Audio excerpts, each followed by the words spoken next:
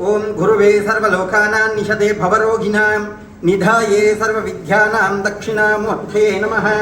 ಭಾರತೀ ಕರುಣಾಪಾತ್ರಂ ಭಾರತೀ ಪದಭೂಷಣಂ ಭಾರತೀ ಪದಮಾರೂಢಂ ಭಾರತೀ ತೀರ್ಥಮಾಶ್ರಯೇ ವಿದ್ಯಾ ವಿನಯ ಸಂಪನ್ನಂ ಭೀತರಾಗಂ ವಿವೇಕಿನಾಂ ವಂದೇ ವೇದಾಂತ ತತ್ವಜ್ಞಂ ವಿದುಷೇಖರ ಭಾರತೀಂ. ಶ್ರೀ ಗುರುಭ್ಯೋ ನಮಃ. ಹರಿ ಓಂ. ಅಸ್ಮದಾಚಾರ್ಯ ಶಂಕರಾಚಾರ್ಯ ಗುರುಭ್ಯೋ ನಮಃ. ಶ್ರೀ ಗುರುಭ್ಯೋ ನಮಃ. ಹರಿ ಓಂ. ವಿಶೇಷವಾಗಿ ವಾಸ್ತುಶಾಸ್ತ್ರದಲ್ಲಿ ಕಾಲಸರ್ಪವನ್ನು ಹೇಗೆ ಕಂಡುಹಿಡಿಯಬಹುದು ಮತ್ತು ಈ ಕ್ರಮವನ್ನು ಅನುಸರಿಸದೆ ಹೋದರೆ ವ್ಯಕ್ತಿ ಏನೆಲ್ಲ ತೊಂದರೆಗೆ ಒಳಗಾಗ್ತಾನೆ.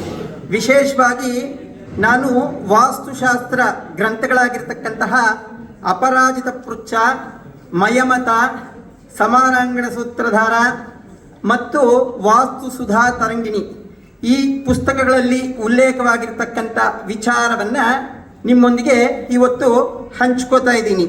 ಮತ್ತು ನಾನು ಏನು ಈ ವಿಚಾರವನ್ನು ಹೇಳ್ತಾ ಇದ್ದೀನೋ ಈ ವಿಚಾರದ ಮೇಲೆ ಸಂಶೋಧನೆಯನ್ನು ಕೂಡ ಮಾಡಿದ್ದೀನಿ. ಇದಕ್ಕೆ ಸಂಬಂಧಪಟ್ಟಂತಹ ಡಿವೋಟೀಸ್ ಬೆಂಗಳೂರಲ್ಲೇ ಇದ್ದಾರೆ ನಾನು ಹೇಳ್ತಾ ಇರತಕ್ಕಂಥ ವಿಚಾರದಲ್ಲಿ. ವಿಶೇಷವಾಗಿ ವಾಸ್ತುಶಾಸ್ತ್ರ ಯಾವಾಗಿಂದ ಪ್ರಚಲಿತವಾಗಿದೆ, ವಾಸ್ತುಶಾಸ್ತ್ರವನ್ನು ನಾವು ನಂಬಬೇಕಾ ಎಂಬತಕ್ಕಂಥ ವಿಚಾರ ಇಲ್ಲಿ ವಿಶೇಷ ಏನಪ್ಪ ಮೊದಲನೆಯದು ಅಂದರೆ ರಾಮಾಯಣ ಮಹಾಭಾರತ ಕಾಲದಿಂದಲೂ ಕೂಡ ವಾಸ್ತುಶಾಸ್ತ್ರ ಎಂಬುವಂಥದ್ದು ಇದೆ. ಇಲ್ಲಿ ಇನ್ನೊಂದು ವಿಶೇಷತೆ ಏನು, ವಾಸ್ತುಶಾಸ್ತ್ರ ಪರಿಪೂರ್ಣವಾಗಿ ಕೆಲಸ ಮಾಡುತ್ತೆ ಅಂದರೆ ಖಂಡಿತವಾಗಿಯೂ ಮನುಷ್ಯನ ಮೇಲೆ ಕೆಲಸವನ್ನು ಮಾಡುತ್ತೆ. ವಾಸ್ತುಶಾಸ್ತ್ರದ ವಿಚಾರವನ್ನು ತೆಗೆದುಕೊಂಡಾಗ ವಾಸ್ತುಶಾಸ್ತ್ರ ಇಂದ ಎಂಥ ಫಲಿತಾಂಶವನ್ನು ನಾವು ಹೊಂದಬಹುದು. ವಾಸ್ತುವಿಗೆ ಅಂತ ಪ್ರಾಮುಖ್ಯತೆ ಇದೆಯಾ ಅಂದರೆ, ವಾಸ್ತು ಅಂದ್ರೆ ಏನಪ್ಪ ಅಂದರೆ ವಸ್ತುವಿನ ನಿರ್ದಿಷ್ಟ ಸ್ಥಾನವನ್ನು ನಿರೂಪಣೆ ಮಾಡುವಂತಹ ವಿಚಾರದ ಮಾಹಿತಿ ಒಳಗೊಂಡಂತಹ ಸಬ್ಜೆಕ್ಟನ್ನು ವಾಸ್ತುಶಾಸ್ತ್ರ ಎಂಬುದಾಗಿ ಕರೀತಾರೆ. ಇಲ್ಲಿ ವಿಶೇಷ ಮಾಹಿತಿ ಏನಪ್ಪ ಅಂದರೆ, ಕೃಷ್ಣದೇವರಾಯರ ಪರಿಚಯ ಎಲ್ರಿಗೂ ಇದೆ. ವಿಜಯನಗರ ಸಾಮ್ರಾಜ್ಯ, ಹಂಪಿ, ಕೃಷ್ಣದೇವರಾಯರ ಒಂದು ಮಾಹಿತಿ ಎಲ್ರಿಗೂ ಗೊತ್ತಿದೆ. ಇವರ ಗುರುಗಳಾಗಿರ್ತಕ್ಕಂಥವರು ವಿದ್ಯಾರಣ್ಯ ಮಹಾಸ್ವಾಮಿಗಳು. ಒಂದು ನಗರವನ್ನು ನಿರ್ಮಾಣ ಮಾಡಬೇಕಾದ್ರೆ ವಾಸ್ತುಶಾಸ್ತ್ರ ಅದಕ್ಕೆ ಸಂಬಂಧಪಟ್ಟಂತಹ ವಿಚಾರಗಳನ್ನು ಒಳಗೊಂಡಿದೆ. ಆ ವಿದ್ಯಾರಣ್ಯ ಮಹಾಸ್ವಾಮಿಗಳು ಏನು ಮಾಡ್ತಾರೆ, ಆಗಿನ ಕಾಲದಲ್ಲಿ ಗಡಿಯಾರ ಅನ್ನೋದಿಲ್ಲ, ಅವರು ನೆರಳಿನಿಂದ ಸುಮುಹೂರ್ತವನ್ನು ನಿರ್ಧಾರ ಮಾಡ್ತಾರೆ. ಆ ಸುಮುಹೂರ್ತವನ್ನು ನಿರ್ಧಾರ ಮಾಡಿ ಆ ಸಮಯದಲ್ಲಿ ಶಂಕುಸ್ಥಾಪನೆಯನ್ನು ಮಾಡಿ ಹಂಪಿಯನ್ನು ಕಟ್ಟಬೇಕು ಎಂಬುದಾಗಿ ವಿವರಣೆಯನ್ನು ಕೊಡ್ತಾರೆ ಮಹಾರಾಜರಿಗೆ. ಆದರೆ ಆ ಮುಹೂರ್ತ ಸಮಯಕ್ಕೆ ಶಂಕುಸ್ಥಾಪನೆ ನಡೆಯೋದಿಲ್ಲ. ಆಗ ವಿದ್ಯಾರಣ್ಯ ಮಹಾಸ್ವಾಮಿಗಳು ಎಲ್ಲ ವಿಧವಾಗಿರ್ತಕ್ಕಂಥ ವಾಸ್ತು ಮಾಹಿತಿಗಳನ್ನು ಒಳಗೊಂಡು ಹಂಪೆ ಸಾಮ್ರಾಜ್ಯ ನಿರ್ಮಾಣ ಮಾಡಲಿಕ್ಕೆ ಹೇಳಿರ್ತಾರೆ. ಆದರೆ ಆ ಮುಹೂರ್ತದ ಸಮಯಕ್ಕೆ ಶಂಕುಸ್ಥಾಪನೆ ನಡೆಯದೇ ಹೋದಾಗ ಕೃಷ್ಣದೇವರಾಯರಿಗೆ ಹೇಳ್ತಾರೆ, ನಿನ್ನ ಸಾಮ್ರಾಜ್ಯ ಇಂತಹ ಸಮಯದಲ್ಲಿ ನಷ್ಟವನ್ನು ಅನುಭವಿಸುತ್ತೆ ಎಲ್ಲ ರೀತಿಯಲ್ಲಿ ಅಂತ. ಅದೇ ರೀತಿಯಲ್ಲಿ ನಡೆದಿದೆ. ಇಲ್ಲಿ ವಿಶೇಷವಾಗಿ ವಾಸ್ತುವಿನಲ್ಲಿ ಕಾಲಸರ್ಪಯೋಗ ಅಂತ ನಾವು ಹೇಳ್ತಾ ಇದ್ದೀವಿ. ಯಾವ ರೀತಿ ಇದು ಉಂಟಾಗುತ್ತೆ, ವಾಸ್ತುಶಾಸ್ತ್ರದಲ್ಲಿ ಬೇಸಿಕ್ ಥಿಂಗ್ಸ್ ಏನು ಅನ್ನೋದು ತಿಳ್ಕೋಬೇಕಾಗಿರುತ್ತೆ. ಇಲ್ಲಿ ನಾವು ಆಯವನ್ನು ಹಾಕಿಸ್ತೀವಿ, ಮುಹೂರ್ತಗಳನ್ನು ನೋಡ್ತೀವಿ, ಭೂಮಿ ಪೂಜೆಯನ್ನು ಮಾಡ್ತೀವಿ. ಅದಕ್ಕಿಂತಲೂ ಮುಂಚೆ ನಾವು ಏನನ್ನು ಮಾಡಬೇಕು, ಶಂಕುಸ್ಥಾಪನೆ ಮತ್ತು ಸ್ತಂಭ ಪ್ರತಿಷ್ಠೆಯನ್ನು ಮಾಡಬೇಕು. ಯಾಕಂದರೆ ತುಂಬ ವಿಶೇಷವಾಗಿರ್ತಕ್ಕಂಥ ವಿಷಯವನ್ನು ಋಷಿಗಳು ಅಲ್ಲಿ ನಿರೂಪಣೆ ಮಾಡಿದ್ದಾರೆ. ಇಲ್ಲಿ 12 ಮಾಸಗಳಿವೆ. ಚೈತ್ರ ಮಾಸ, ವೈಶಾಖ ಮಾಸ, ಜ್ಯೇಷ್ಠ ಮಾಸ, ಆಷಾಢ ಮಾಸ, ಶ್ರಾವಣ ಮಾಸ, ಭಾದ್ರಪದ ಮಾಸ, ಆಶ್ವೀಜ ಮಾಸ, ಕಾರ್ತೀಕ ಮಾಸ, ಮಾರ್ಗಶಿರ ಮಾಸ, ಪುಷ್ಯ ಮಾಸ, ಮಾಘ ಮಾಸ, ಫಾಲ್ಗುಣ ಮಾಸ. ಈ 12 ಮಾಸಗಳು ಏನಾದರೆ ಹೇಳಿದ್ದಾರೆಯೋ ಈ 12 ಮಾಸಗಳಲ್ಲಿ ಶುಕ್ಲ ಪಕ್ಷ ಮತ್ತು ಕೃಷ್ಣ ಪಕ್ಷ, ಇದರಲ್ಲಿ ವ್ಯಕ್ತಿಯ ಜಾತಕವನ್ನು ಗಣನೆಗೆ ತೆಗೆದುಕೊಂಡು ಅವರಿಗೆ ಮುಹೂರ್ತವನ್ನು ನಿರ್ಧಾರ ಮಾಡಬೇಕಾದ್ರೆ ಪಂಚಕ ಬಲವನ್ನು, ತಾರಾಬಲವನ್ನು ಇದೆಲ್ಲವನ್ನು ನೋಡಿ ಮುಹೂರ್ತ ನಿರ್ಧಾರ ಮಾಡ್ತೀವಿ. ಒಂದು ಪಕ್ಷ ನೀವು ವೈಶಾಖ, ಜ್ಯೇಷ್ಠ, ಆಷಾಢ ಮಾಸದಲ್ಲಿ ಮನೆಯನ್ನು ನಿರ್ಮಾಣ ಮಾಡಿದ್ರೆ ಆಗ್ನೇಯ ದಿಕ್ಕಿನಲ್ಲಿ ಸ್ತಂಭ ಪ್ರತಿಷ್ಠೆಯನ್ನು ಮಾಡಬೇಕು. ಶ್ರಾವಣ, ಭಾದ್ರಪದ, ಆಶ್ವೀಜ ಮಾಸದಲ್ಲಿ ಮನೆ ನಿರ್ಮಾಣ ಮಾಡಿದ್ರೆ ಈಶಾನ್ಯ ದಿಕ್ಕಿನಲ್ಲಿ ಸ್ತಂಭ ಪ್ರತಿಷ್ಠೆಯನ್ನು ಮಾಡಬೇಕು. ಕಾರ್ತೀಕ, ಮಾರ್ಗಶಿರ, ಪುಷ್ಯ ಮಾಸದಲ್ಲಿ ಮನೆ ನಿರ್ಮಾಣ ಮಾಡಿದ್ರೆ ವಾಯುವ್ಯ ದಿಕ್ಕಿನಲ್ಲಿ ಸ್ತಂಭ ಪ್ರತಿಷ್ಠೆಯನ್ನು ಮಾಡಬೇಕು. ಮಾಘ ಮಾಸ, ಫಾಲ್ಗುಣ ಮಾಸ, ಚೈತ್ರ ಮಾಸದಲ್ಲೇನಾದರೂ ಮನೆ ನಿರ್ಮಾಣ ಕೈಗೊಂಡ್ರೆ ನಿರಋತಿ ದಿಕ್ಕಿನಲ್ಲಿ ಸ್ತಂಭ ಪ್ರತಿಷ್ಠೆಯನ್ನು ಮಾಡಬೇಕು. ಯಾಕೆ ಸ್ತಂಭ ಪ್ರತಿಷ್ಠೆಯನ್ನು ಮಾಡಬೇಕು? ಸ್ತಂಭ ಪ್ರತಿಷ್ಠೆಯನ್ನು ಮಾಡದೆ ಮನೆ ನಿರ್ಮಾಣ ಮಾಡಿದ್ರೆ ಏನಪ್ಪ ಆಗುತ್ತೆ ಅಂದರೆ ಆ ಮನುಷ್ಯನಿಗೆ ಅನಾರೋಗ್ಯಕ್ಕೆ ಸಂಬಂಧಪಡುವಂತಹ ಒಂದು ತೊಂದರೆ ಉಂಟಾಗುತ್ತೆ. ಮತ್ತು ಯಾವಾಗ ಅನಾರೋಗ್ಯ ಉಂಟಾಗುತ್ತೋ ಹಣಕಾಸಿಗೆ ತೊಂದರೆ ಆಗುತ್ತೆ, ಮಾನಸಿಕ ನೆಮ್ಮದಿ ಎಲ್ಲವೂ ಕೂಡ ಉಂಟಾಗುತ್ತೆ, ಅಲ್ಲಿ ಮಾನಸಿಕ ಅಶಾಂತತೆ ಇದೆಲ್ಲವೂ ಕೂಡ ಉಂಟಾಗುತ್ತೆ. ಯಾಕೆ ಸ್ತಂಭ ಪ್ರತಿಷ್ಠೆಯನ್ನು ಹೇಳಲ್ಪಟ್ಟಿದೆ ಮತ್ತು ಈ ಸ್ತಂಭ ಪ್ರತಿಷ್ಠೆಯನ್ನ ಹೇಗೆ ಮಾಡಬೇಕು ನೋಡಿ. ಕಾಲಸರ್ಪ ಅಂದ್ರೆ ಏನು? ಮೊದಲು ಭೂಮಿ ಮೇಲೆ ಒಂದು ಕೆಟ್ಟದಾಗ್ಲಿ ಒಳ್ಳೆಯದಾಗ್ಲಿ ನಡೆಯೋದು ನಮಗೆ ಹೇಗೆ ಗೊತ್ತಾಗುತ್ತೆ ಅಂದ್ರೆ, ಮೊದಲನೆಯದು ನಾಗನಿಗೆ ಗೊತ್ತಾಗುತ್ತೆ, ಎರಡನೆಯದು ಹಸುಗೆ, ಮೂರನೆಯದು ನಾಯಿಗೆ, ತದನಂತರ ಮನುಷ್ಯರಿಗೆ ಗೊತ್ತಾಗುತ್ತೆ. ಪ್ರಕೃತಿಯ ವಿಕೋಪ ಆಗಬೇಕಾದರೆ ಅಥವಾ ಏನಾದರೂ ಕೆಡುಕುಂಟೆ ಆಗಬೇಕಾದ್ರೆ ಈ ಮೂರು ಪ್ರಾಣಿಗಳಿಗೆ ಮೊದಲು ಗೊತ್ತಾಗುತ್ತೆ, ತದನಂತರ ಮನುಷ್ಯನಿಗೆ ಗೊತ್ತಾಗುತ್ತೆ. ಈ ಸ್ತಂಭ ಪ್ರತಿಷ್ಠೆಯನ್ನ ಮಾಡದೆ ಮನೆ ನಿರ್ಮಾಣ ಮಾಡಿದ್ರೆ ಅನಾರೋಗ್ಯ ಸಮಸ್ಯೆಗಳುಂಟಾಗುತ್ತೆ, ಅನೇಕ ವಿಧವಾಗಿರ್ತಕ್ಕಂಥ ತೊಂದರೆಗಳುಂಟಾಗುತ್ತೆ. ಯಾಕೆ ಹೇಳ್ತಾ ಇದ್ದೀನಿ ಅಂದ್ರೆ, ಇತ್ತೀಚಿನ ದಿನಗಳಲ್ಲಿ ನಾವು ಸ್ತಂಭ ಪ್ರತಿಷ್ಠೆಯನ್ನ ಮರ್ತೋಗಿದ್ದೇವೆ, ಶಂಕುಸ್ಥಾಪನೆಯನ್ನು ಕೂಡ ಮರ್ತೋಗಿದ್ದೇವೆ. ಆದ್ರೆ ಆಯವನ್ನು ಮಾಡಿಕೊಂಡು ಮನೆಯನ್ನು ನಿರ್ಮಾಣ ಮಾಡ್ತೀವಿ. ಸ್ವಾಮಿ ನಮ್ಗೆ ಅನೇಕ ಕಷ್ಟಗಳು ಬರ್ತಾ ಇದೆ, ಕಾರಣ ಏನು ಅಂತಾರೆ, ಇವೆರಡನ್ನು ಕೂಡ ಕೈ ಬಿಟ್ಟಿರ್ತಾರೆ. ನೋಡಿ, ಕಾಲಸರ್ಪ ಅಂದಿದ ತಕ್ಷಣ ನಾವು ಏನೆಲ್ಲ ಕೆಲಸಗಳನ್ನು ನಿರ್ವಹಣೆ ಮಾಡ್ತಾ ಇದ್ದೀವೋ ಅದು ಒಂದು ಕಾಲ ಪ್ರಮಾಣದಲ್ಲೇ ಮಾಡ್ತಾ ಇರ್ತೀವಿ. ಆ ಕಾಲವನ್ನ ಸರ್ಪ ಭಕ್ಷಣೆಗೈಯುವುದು ಮತ್ತು ನಮಗೆ ನಡಿಬೇಕಾದ ಕಾರ್ಯಗಳೆಲ್ಲವೂ ಕೂಡ ನಿಧಾನಗತಿಯಲ್ಲಿ ನಡೀತಕ್ಕಂಥದ್ದು. ಇದನ್ನ ಕಾಲ ನಿರ್ಧಾರ ಮಾಡುತ್ತೆ, ಆದ್ರಿಂದ ಕಾಲಸರ್ಪ ಅಂತ ಕರೀತಾರೆ. ವಿಶೇಷವಾಗಿ ಈ ಸ್ತಂಭ ಪ್ರತಿಷ್ಠೆಯನ್ನ ಮಾಡಬೇಕಾದ್ರೆ ಆಯಾ ದಿಕ್ಕುಗಳನ್ನ ಏನಾದ್ರೆ ಸೂಚಿಸಿದ್ದೇವೆಯೋ ಆ ದಿಕ್ಕುಗಳಲ್ಲಿ ಸ್ತಂಭ ಪ್ರತಿಷ್ಠೆ ಮಾಡಬೇಕಾದ್ರೆ ಕಾಲಸರ್ಪದ ತಲೆ ಭಾಗ, ಸೊಂಟದ ಭಾಗ, ಬಾಲದ ಭಾಗ ಈ ಮೂರನ್ನು ತ್ಯಜಿಸಿ ಉತ್ತಮವಾದಂಥ ದಿಶೆ ಅಂತ ಏನು ಹೇಳಿದ್ದೇವೆ ಆ ದಿಶೆಯಲ್ಲಿ ಸ್ಥಾಪನೆ ಮಾಡುವುದರಿಂದ, ವಿಶೇಷವಾಗಿ ಆಗಮಶಾಸ್ತ್ರವನ್ನು ತಿಳಿದಂಥ ಪಂಡಿತರ ಕಡೆಯಿಂದ ಸುಮುಹೂರ್ತವನ್ನು ನಿರ್ಧರಿಸಿ ಆಯಾ ಮಾಸಗಳಲ್ಲಿ ಮನೆ ನಿರ್ಮಾಣ ಮಾಡಬೇಕಾದ್ರೆ ಆ ದಿಕ್ಕುಗಳಲ್ಲಿ ತಲೆ, ಸೊಂಟ, ಬಾಲ ಇವನ್ನು ಬಿಟ್ಟು ಮಿಕ್ಕಂತಹ ಪ್ರದೇಶ ಅಂದ್ರೆ ಆ ದಿಕ್ಕುಗಳೇನಾದ್ರೆ ಹೇಳಿದ್ದೇವೆಯೋ ಆ ದಿಕ್ಕುಗಳಲ್ಲಿ ಸ್ಥಾಪನೆ ಮಾಡಿದ್ದಾದಲ್ಲಿ ಇರ್ತಕ್ಕಂಥ ಕಷ್ಟಗಳು, ದುಃಖಗಳು ಪರಿಹಾರವಾಗುವುದರ ಜೊತೆಗೆ ಆ ಮನೆಯಲ್ಲಿ ವಾಸ ಮಾಡತಕ್ಕಂಥವರಿಗೆ ಎಲ್ಲ ಸುಖ, ಶಾಂತಿ, ಅಷ್ಟೈಶ್ವರ್ಯ, ಸೌಭಾಗ್ಯಗಳು ಲಭಿಸುತ್ತೆ. ಇವೆರಡನ್ನೂ ಮಾಡದೆ ನಾವು ನಿರ್ಮಾಣ ಮಾಡಿದ್ದಾದಲ್ಲಿ ನಮಗೆ ದುಷ್ಫಲಿತಾಂಶಗಳುಂಟಾಗುತ್ತೆ ಎಂಬುದಾಗಿ ಅಪರಾಜಿತ ಪೃಚ್ಛ, ಸಮಾರಾಂಗಣ ಸೂತ್ರಧಾರ, ಮಯಮತ ಈ ಗ್ರಂಥಗಳಲ್ಲಿ ಉಲ್ಲೇಖ ಮಾಡಲ್ಪಟ್ಟಿದೆ. ವೈಶಾಖ, ಜ್ಯೇಷ್ಠ, ಆಷಾಢ ಮಾಸದಲ್ಲಿ ಆಗ್ನೇಯ ದಿಕ್ಕು, ಶ್ರಾವಣ, ಭಾದ್ರಪದ, ಆಶ್ವೀಜ ಮಾಸದಲ್ಲಿ ಈಶಾನ್ಯ ದಿಕ್ಕು, ಕಾರ್ತೀಕ, ಮಾರ್ಗಶಿರ, ಪುಷ್ಯ ಮಾಸದಲ್ಲಿ ವಾಯು ದಿಕ್ಕು, ಮಾಘ, ಫಾಲ್ಗುಣ, ಚೈತ್ರ ಮಾಸದಲ್ಲಿ ನೈಋತ್ಯ ದಿಕ್ಕು. ಈ ದಿಕ್ಕುಗಳಲ್ಲಿ ವಿಶೇಷವಾಗಿ ತಲೆ, ಸೊಂಟ, ಬಾಲ ಇದಿಷ್ಟು ಇಂಚಲನ ಗತಿಯಲ್ಲಿರುತ್ತೆ. ಅದನ್ನು ಗಮನಿಸಿಕೊಂಡು ದಿಕ್ಸೂಚಿಯ ಸಹಾಯದಿಂದ ದಿಕ್ಕನ್ನು ನಿರ್ಧರಿಸಿ ಸ್ತಂಭ ಪ್ರತಿಷ್ಠೆಯನ್ನ ಮಾಡಿ ಗೃಹ ನಿರ್ಮಾಣ ಮಾಡಿದ್ರೆ ಮಾತ್ರ ಫಲ.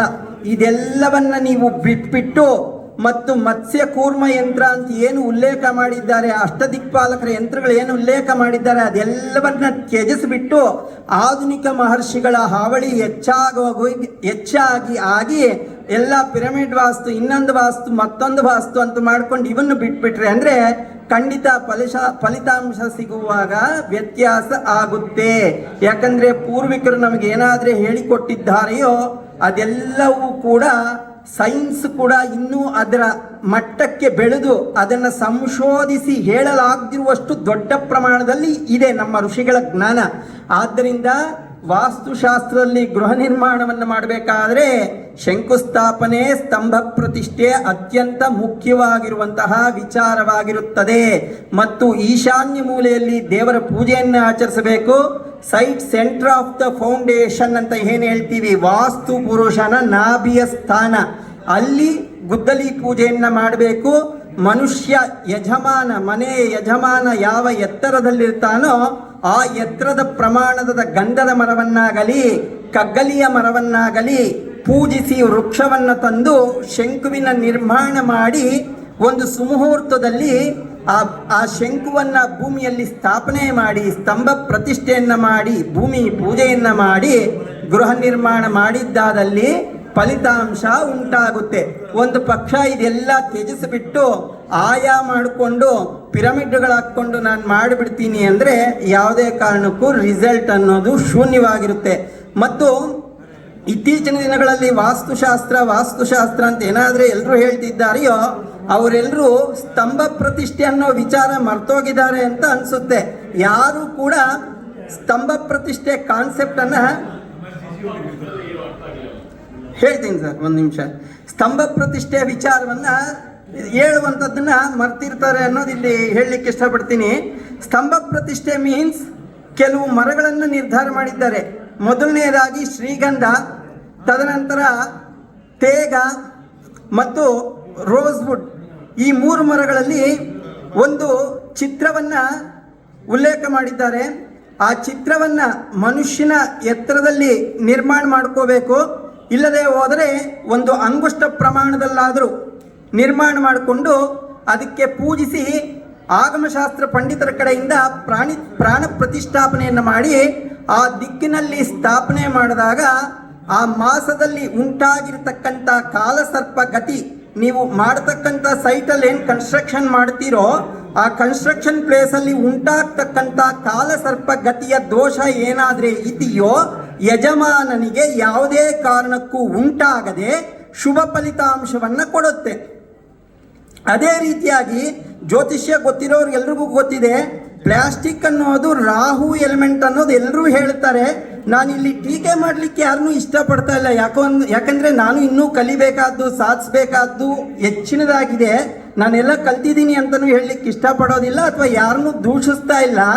ಪ್ಲಾಸ್ಟಿಕ್ಕನ್ನು ರಾಹು ತತ್ವ ಅಂತ ಹೇಳ್ತಾರೆ ಅಂತ ಎಲ್ರಿಗೂ ಗೊತ್ತಿದೆ. ಆದರೆ ಇವತ್ತು ನಮ್ಮ ಸನಾತನ ಧರ್ಮದಲ್ಲಿ ಹೇಳ್ಕೊಟ್ರೋ ಮತ್ಸ್ಯಯಂತ್ರ, ಕೂರ್ಮಯಂತ್ರ ಇವೆಲ್ಲ ಕೈ ಬಿಟ್ಬಿಟ್ರು. ಯಾವುದೋ ಒಂದನ್ನು ತಂದು ಇಂಪ್ಲಿಮೆಂಟ್ ಮಾಡಿ ನಮ್ಮ ಸನಾತನ ಧರ್ಮವನ್ನು ತಗೊಂಡೋಗಿ ಮೂಲೆಗೆ ಹಾಕ್ತಾ ಇದ್ದಾರೆ. ಅದನ್ನು ನೀವು ಅರ್ಥೈಸ್ಕೊಂಡು ನಿಮ್ಮ ಕ್ಲೈಂಟ್ಗಳಿಗೆ ಏನು ಹೇಳ್ಕೊತೀರೋ ಅದು ನಿಮಗೆ ಬಿಟ್ಟಿದ್ದು. ನಾನು ಯಾರನ್ನೂ ದೂಷಣೆ ಮಾಡಲಿಕ್ಕೆ ಇಷ್ಟಪಡೋದಿಲ್ಲ.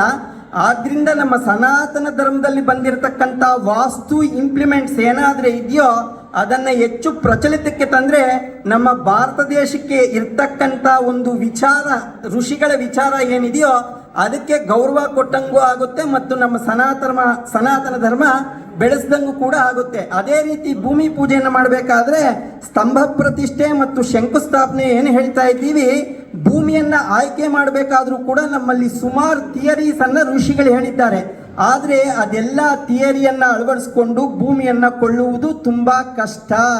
ಆದ್ದರಿಂದ ಭೂಶುದ್ಧಿಯನ್ನು ಮಾಡಬೇಕು. ಭೂಶುದ್ಧಿಯನ್ನು ಮಾಡಬೇಕಾದ್ರೆ ಶಲ್ಯವಾಸ್ತು ಎಂಬುವಂಥ ಒಂದು ಸಬ್ಜೆಕ್ಟ್ ಇದೆ. ಆ ಶಲ್ಯವಾಸ್ತುವಲ್ಲಿ ಏನು ಹೇಳ್ತಾನೆ, ನೀವು ಯಾವ ಪ್ರಮಾಣದಲ್ಲಿ ಬುನಾದಿಯನ್ನು ತೆಗೆಯುತ್ತೀರೆಯೋ ಆ ಪ್ರಮಾಣದಲ್ಲಿ ಪೂರ್ತಿ ಮಣ್ಣನ್ನು ತೆಗೆದುಹಾಕಿ ಹೊಸ ಮಣ್ಣನ್ನು ತುಂಬಬೇಕು.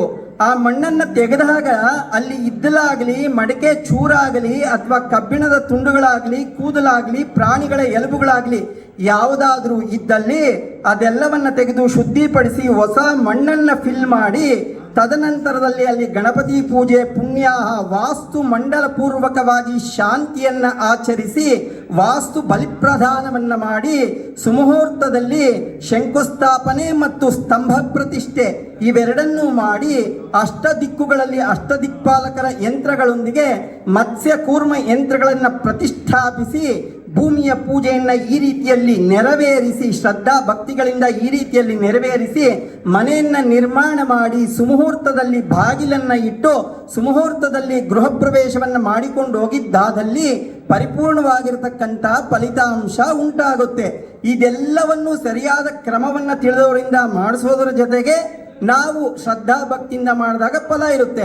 ನಾವು ಇದೆಲ್ಲವನ್ನು ತ್ಯಜಿಸಿಬಿಟ್ಟು ಎಲ್ಲೋ ಕೇಳಿ ಆಯಾ ಒಂದೇ ನಿರ್ಮಾಣ ಮಾಡಿ ಮನೆ ಹೇಗೆ ಬೇಕೋ ಹಾಗೆ ಎಲ್ ಶೇಪಲ್ಲೋ ಇನ್ನೊಂದು ಶೇಪಲ್ಲೋ ಕಟ್ಬಿಟ್ಟು ವಾಸ್ತುಶಾಸ್ತ್ರ ಸರಿ ಇಲ್ಲ, ಜ್ಯೋತಿಷ್ಯ ಸರಿ ಇಲ್ಲ, ಪುರೋಹಿತರು ಸರಿ ಇಲ್ಲ ಅಂದರೆ ಅದು ನಿಮಗೆ ಆ ಕರ್ಮ ಬರುತ್ತೆ ಹೊರತು ನಮ್ಮ ಧರ್ಮಶಾಸ್ತ್ರಕ್ಕೆ ಯಾವುದೇ ಕರ್ಮ ದೋಷ ಉಂಟಾಗೋದಿಲ್ಲ. ಯಾಕೆ ಹೇಳ್ತಾ ಇದ್ದೀನಿ ಅಂದರೆ, ಇವತ್ತೆಲ್ಲರೂ ಪಂಡಿತರು ಅಂತ ಬಂದ್ಬಿಟ್ಟು ನಮ್ಮ ಧರ್ಮಶಾಸ್ತ್ರಕ್ಕೆ ಅವಹೇಳನೆ ಮಾಡ್ತಾ ಇದ್ದಾರೆ. ಇವತ್ತು ನಮ್ಮ ಧರ್ಮಶಾಸ್ತ್ರಗಳು, ಮಂತ್ರಶಾಸ್ತ್ರಗಳು ಫಾರಿನ್ ಕಂಟ್ರಿ ಬಿಲೀವ್ ಮಾಡ್ತಾರೆ ಅಂದರೆ ಅದರಲ್ಲಿ ಅಂಥ ಕಾಂಟೆಂಟ್ ಇದೆ, ಅದಕ್ಕೋಸ್ಕರವಾಗಿ ಬಿಲೀವ್ ಮಾಡ್ತಾರೆ. ಆದ್ರಿಂದ ಅಧ್ಯಯನದ ಜೊತೆ ಅನುಭವ ಕೂಡ ಇದ್ದಾಗ ಮಾತ್ರನೇ ನಾವು ಯಾವುದೊಂದು ಕೂಡ ಸಾಧಿಸ್ಲಿಕ್ಕೆ ಆಗೋದು.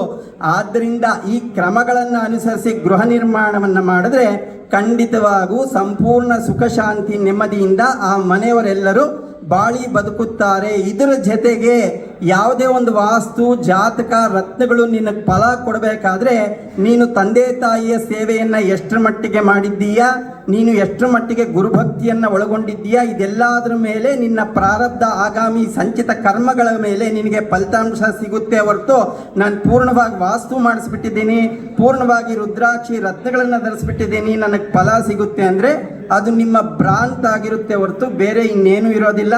ಆದ್ದರಿಂದ ನನ್ನ ಗುರುಗಳಿಂದ ನಾನು ಕಲ್ತಿರ್ತಕ್ಕಂಥದ್ದು ಮತ್ತು ನಾನು ಗ್ರಂಥಗಳ ಸಂಶೋಧನೆ ಮಾಡಿ ಕಲಿತು ನನ್ನ ಓನ್ ಪ್ರಾಕ್ಟಿಕಲ್ ಥಿಯರಿ ಏನಿದೆಯೋ ಇಲ್ಲಿ ಕೊಟ್ಟಿರತಕ್ಕಂಥ ಒಂದು ಸಮಯದಲ್ಲಿ ನನ್ನ ಜ್ಞಾನಾರ್ಜನೆ ಏನಿದೆಯೋ, ನನ್ನ ಅನುಭವ ಏನಿದೆಯೋ ಅದನ್ನು ಹಂಚಿಕೊಂಡಿದ್ದೇನೆ. ಅದರ ಬಗ್ಗೆ ಪ್ರಶ್ನೆ ಏನಾದರೂ ಇದ್ದರೆ ನಾನು ಇಲ್ಲೇ ಸಂಜೆವರೆಗೂ ಇರ್ತೀನಿ. ಯಾರು ಬೇಕಾದರೂ ಪ್ರಶ್ನಿಸಿದ್ರೆ ಅದಕ್ಕಿನ್ನೂ ವಿವರಣೆ ವಿಶ್ಲೇಷಣೆಯನ್ನು ಕೊಡುತ್ತೇನೆ. ಹರಿ ಓಂ ಸ್ವಸ್ತಿ.